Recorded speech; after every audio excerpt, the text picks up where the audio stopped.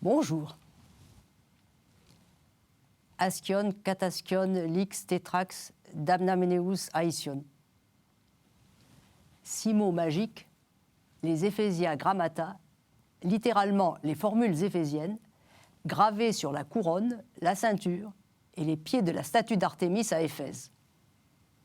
Ces mots sont liés phonétiquement. Mais que veulent-ils dire? Pas grand-chose. Leur pouvoir? Chasser les démons ou le malheur.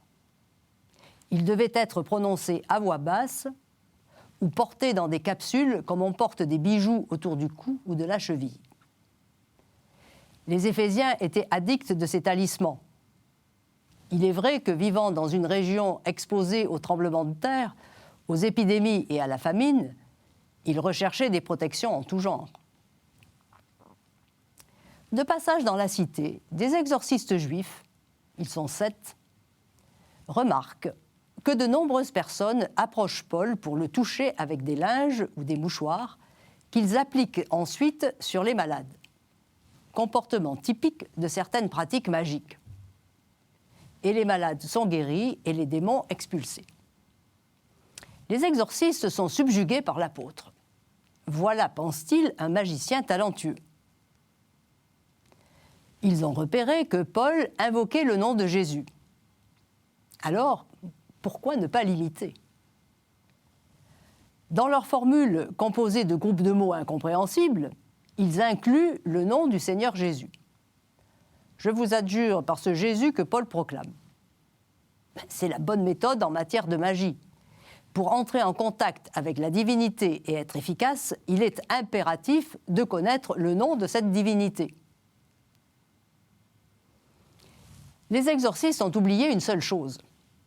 Ils sont liés à l'esprit mauvais. Celui-ci se révolte immédiatement contre eux et les disqualifie. De quel droit exorcisent-ils en employant les noms de Jésus et de Paul, puisqu'ils ne connaissent ni l'un ni l'autre? L'esprit mauvais, qui sait qui est Jésus et qui est Paul, les soumet à sa domination. Sous ses coups, les 7 hommes sont dépossédés d'eux-mêmes et se retrouvent nus et blessés. Ils ont voulu imiter Paul en se fabriquant une formule dont ils ignorent le sens.